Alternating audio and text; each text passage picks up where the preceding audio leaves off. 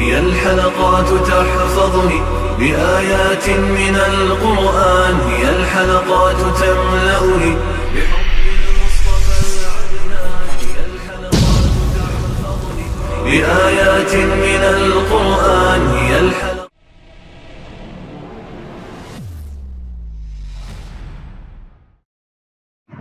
سورۃ آل عمران آیت نمبر 42.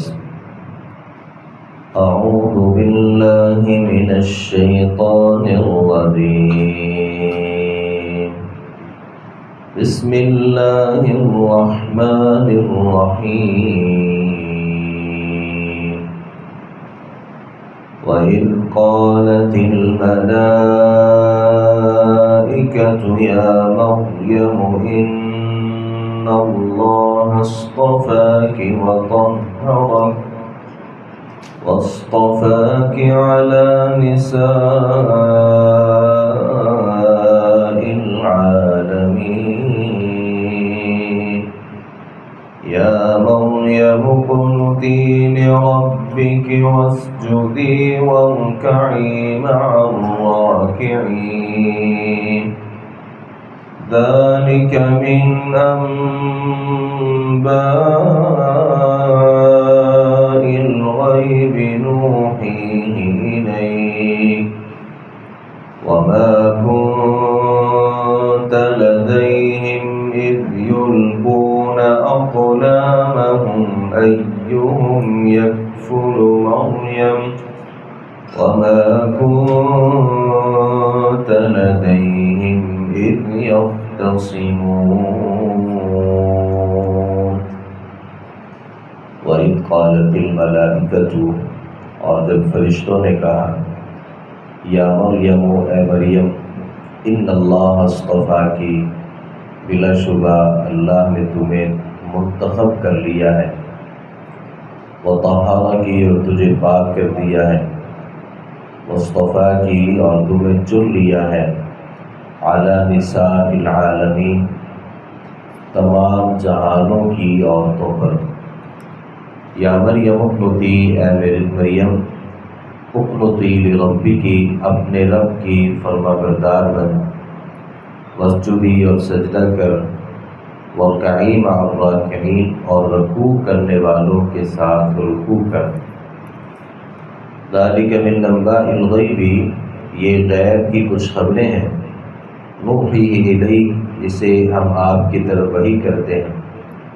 وما كنت لديهم، اور آپ اس وقت ان کے پاس نہیں تھے، اذ يلقون اقلامهم ايهم يكفل مریم، جب وہ اپنے قلم پھینک رہے تھے کہ ان میں سے کون مریم کی کفالت کرے گا.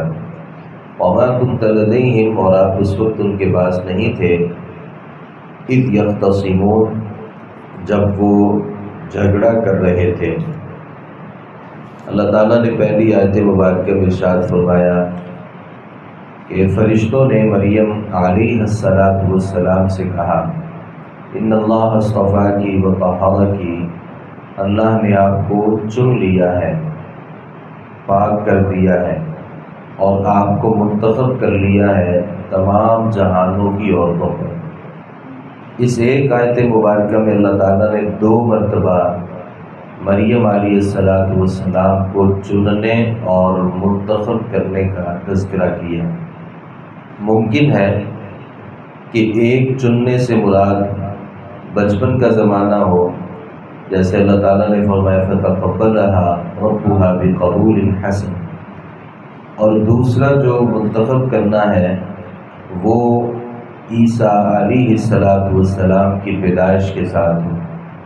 تو یہ 2 مرتبہ اللہ رب العالمین نے انہیں منتخب کرنے کا یہاں ذکر کیا ہے، اور ساتھ کہا کہ ہم نے آپ کو منتخب کر لیا ہے تمام جہانوں کی عورتوں پر. ان تمام جہانوں کی عورتوں سے مراد صرف یہ ہے کہ اس زمانے میں جتنی بھی عورتیں تھیں، ان تمام کی تمام عورتوں میں اللہ تعالیٰ نے مریم علیہ السلام کو سب سے زیادہ فضیلت عطا کی تھی.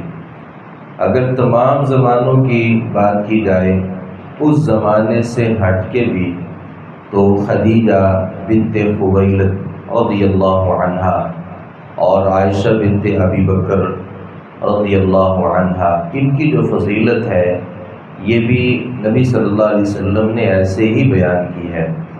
جیسا کہ نبی صلی اللہ علیہ وسلم فرماتے ہیں مردوں میں بہت سے لوگ کامل ہوئے ہیں، لیکن عورتوں میں آسیہ جو فرعون کی بیوی تھی اور مریم بنت عمران ہی کامل ہوئی ہیں۔ اور آپ صلی اللہ علیہ وسلم نے فرمایا کہ عورتوں میں سیدہ عائشہ رضی اللہ عنہا کی جو فضیلت ہے وہ ایسے ہے جیسے سرید کو باقی کھانوں پر فضیلت ہے۔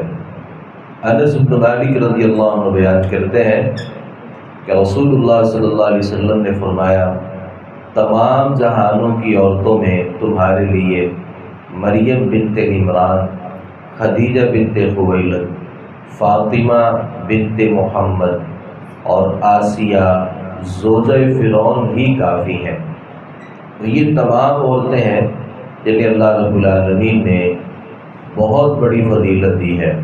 البتہ مریم بنت عمران کے زمانے میں یہی عورت تھی جو سب سے زیادہ اللہ رب العالمین کے ہاں متقی تھی، پرہیزگار تھی۔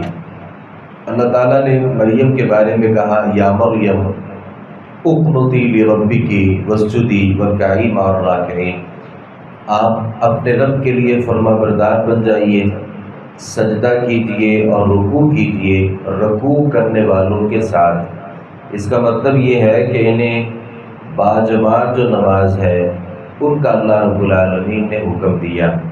وجہ یہ تھی کہ یہ مریم علیہ السلام بیت المقدس کے ساتھ جو محراب تھا وہاں رہتی تھیں، اور یہی وجہ ہے کہ یہ بیت المقدس کی خادمہ بھی تھی، کیونکہ یہ بیت المقدس کی خدمت کے لیے ان کو وقف کر دیا گیا تھا، تو یہ وہیں رہتی اور بیت المقدس کی دیکھ بھال کرتی۔ اللہ رب العالمین نے اس وجہ سے انہیں جماعت کے ساتھ نماز پڑھنے کا حکم دیا تھا۔ اللہ تعالیٰ نے یہ ساری باتیں ذکر کرنے کے بعد فرمایا، کیونکہ اس سے پہلے بھی بہت سی ایسی باتیں جو غیب کی باتیں تھیں، اللہ تعالیٰ نے فرمایا کہ نبی صلی اللہ علیہ وسلم سے ذالک من انباء الغیب نوحیہ الیک، ہم نے یہ غیب کی خبریں آپ تک پہنچا دی ہیں۔ آپ اس وقت ساتھ نہیں تھے جب وہ مریم علیہ السلام کی کفالت کے لیے آپس میں قرعہ ڈال رہے تھے اور اپنی کلمیں جو تھیں وہ پھینک رہے تھے، اور قرعہ اندازی اس لیے کر رہے تھے کہ ایہم یکفل مریم، مریم کی کفالت کون کرے گا۔ مریم کے جو والد گرامی تھے یہ یہود کے بہت بڑے عالم تھے، تو چونکہ انہیں وقف کر دیا گیا تھا بیت المقدس کے لیے، اور بیت المقدس کے جو خادم تھے یہاں جو بھی وقف ہوتا تھا وہ ان کی ذمہ داری ہوتی تھی کہ وہ اس کی دیکھ بھال اور اس کے نان نفقہ کی جو ذمہ داری ہے وہ ان کے اوپر عائد ہوتی تھی۔ تو چونکہ ان کے والد بڑے عالم تھے یہود کے، تو ان کی جو خدمت ہے بیت المقدس کے تمام خادمین چاہتے تھے، اور یہاں تک کہ اس معاملے میں جھگڑا تھا، اور اس جھگڑے کو حل کرنے کے لیے انہوں نے پھر قرآن اندازی کی کہ ایہم یکفل مریم، کون مریم علیہ السلام کی کفالت کرے گا۔ اس آیت مبارکہ سے پانچ مسئلے جو ہیں وہ ثابت ہوتے ہیں۔ پہلی بات یہ ہے کہ نبی اکرم صلی اللہ علیہ وسلم غیب نہیں جانتے ہیں، جیسا کہ اللہ رب العالمین نے یہاں کہا کہ ذالک من انباء الغیب، یہ غیب کی خبریں ہیں جو ہم آپ کو دیتے ہیں۔ تو نبی غیب نہیں جانتے، اگر نبی غیب جانتے ہوتے تو اللہ رب العالمین یہ قرآن آپ کے اوپر نازل نہ کرتے، ساری باتوں کا آپ کو پہلے سے علم ہوتا، اور یہ پہلی امتوں کے جو قصے ہیں یہ بھی بیان نہ کرتے، کیونکہ بیان کرنے کی ضرورت ہی نہ رہتی۔ دوسری بات یہ ہے کہ جن لوگوں نے کہا کہ نبی حاضر ناظر ہوتے ہیں، تو اس آیت مبارکہ سے اس موقف کی تردید ہو رہی ہے۔ اللہ تعالیٰ فرماتے ہیں مَا كُنْتَ لَدَيْهِمْ، آپ اس وقت ان کے پاس نہیں تھے جب وہ آپس میں جھگڑا کر رہے تھے۔ اگر نبی حاضر ناظر ہوتے اور ہر جگہ پہ موجود ہوتے تو اللہ رب العالمین یہ نہ کہتے۔ اور تیسری بات یہ ہے کہ اولیاء اللہ جو ہوتے ہیں نا، اللہ کے جو ولی ہوتے ہیں وہ بھی غیب نہیں جانتے۔ اگر اللہ کے ولی غیب جانتے ہوتے تو مریم علیہ السلام کے بارے میں جو قرآن اندازی انہوں نے کی، اور قرآن اندازی کے بعد زکریا علیہ السلام کا جو نام نکلا، وہ قرآن اندازی کی بھی ضرورت نہ ہوتی، کیونکہ ان ولیوں کو پتہ ہوتا کہ ہمارے لیے کس کے حق میں قرآن نکلنا ہے، تو وہ قرآن ڈالتے ہی نہ۔ تو یہ جو قرآن ڈالنا ہے یہ اس بات کی دلیل ہے کہ جو اولیاء اللہ ہوتے ہیں وہ بھی غیب نہیں جانتے۔ اور چوتھی بات یہ ہے کہ اگر کسی معاملے میں جھگڑا ہونے کا خدشہ ہو، آپ کو لگے کہ یہ معاملہ اس میں حقدار زیادہ ہیں بلکہ دعوے دار زیادہ ہیں، تو اس صورت میں لڑائی سے بچنے کے لیے قرآن اندازی جو ہے یہ کرنی چاہیے۔ اور قرآن اندازی مسنون ہے، نبی اکرم صلی اللہ علیہ وسلم نے کئی مواقع پر قرآن اندازی کی، یعنی آپ صلی اللہ علیہ وسلم کی ازواج مطہرات جو تھیں، جب آپ نے کسی سفر پہ جانا ہوتا تو کسی ایک کو ساتھ لینے کی بات ہے تو آپ قرآن اندازی کرتے، اور قرآن اندازی میں جس کا نام نکلتا نبی اکرم صلی اللہ علیہ وسلم اسے ساتھ لے کر کے جاتے۔ نبی صلی اللہ علیہ وسلم نے بعض دیگر چیزوں میں بھی قرآن اندازی کا تذکرہ کیا، جیسے اذان کے حوالے سے آپ صلی اللہ علیہ وسلم نے اس زمانے کی طرف اشارہ کیا کہ اس میں یعنی اگر لوگوں کو پتہ چل جائے نا کہ اذان دینے میں اور پہلی صف میں نماز پڑھنے کی کیا فضیلت ہے، تو لوگ اس حوالے سے آپس میں پورا ڈالیں۔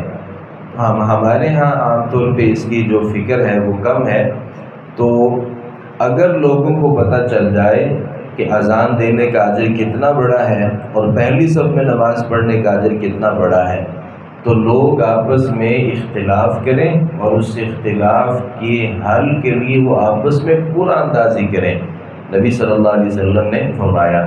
تو جہاں اختلاف کی بات ہو وہاں قرآن ڈالنا چاہیے۔ اچھا، قرآن ڈالنے میں اور فال نکالنے میں فرق ہوتا ہے۔ قرآن اندازی یہ ہے کہ 3 لوگ اس میں شریک ہیں، یہ 4 ہیں، تو وہ قرآن ڈالے گا، جس کا نام نکلے گا وہ اس کام کا ذمہ دار ہوگا۔ فال نکالنا یہ ہوتا ہے کہ آپ کسی پرچی کے اوپر نام لکھتے ہیں، ایک لکھیں کہ افعل اور دوسرے میں لا تفعل، یعنی یہ کام کر لو یا یہ کام نہیں کرو۔ اب اس قرآن اندازی جو نام نکالا جائے گا، جاہلیت میں ایسا ہوتا تھا، کسی بندے نے اگر سفر کرنا ہے تو اب اسے نہیں پتا کہ سفر میرے لیے بہتر ہے یا بہتر نہیں ہے، تو وہ تیر پھینکتا نشانے کی طرف، ایک تیر کے اوپر لکھتا افعل یہ کام کر لے، اور ایک کے اوپر لکھتا لا تفعل یہ کام نہیں کر۔ ان میں سے جو تیر بھی ہدف پہ جا کے لگتا، پھر اس تیر کو دیکھا جاتا کہ یہ افعل والا ہے یا لا تفعل والا ہے، پھر جو اس کے اوپر لکھا ہوتا اس کے اوپر عمل کیا جاتا۔ تو قرآن اندازی فال نکالنے والی نہ ہو بلکہ اپنے اختلافات کو حل کرنے والی ہو۔ 5ویں بات یہ ہے کہ رسول اللہ صلی اللہ علیہ وسلم جو اس واقعہ کے وقت موجود نہ تھے، نہ اسے جانتے تھے، آپ کا وحی الہی سے اس واقعے کو بیان کرنا نبی اکرم صلی اللہ علیہ وسلم کے برحق ہونے کی دلیل ہے۔ تو یہ 5 باتیں اس آیت مبارکہ سے ثابت ہوتی ہیں۔ اللہ تعالیٰ سے دعا ہے صحیح معنوں میں قرآن مجید کو سمجھنے، اس پر عمل پیرا ہونے کی توفیق عطا فرمائے۔ وما علینا الا البلاغ المبین۔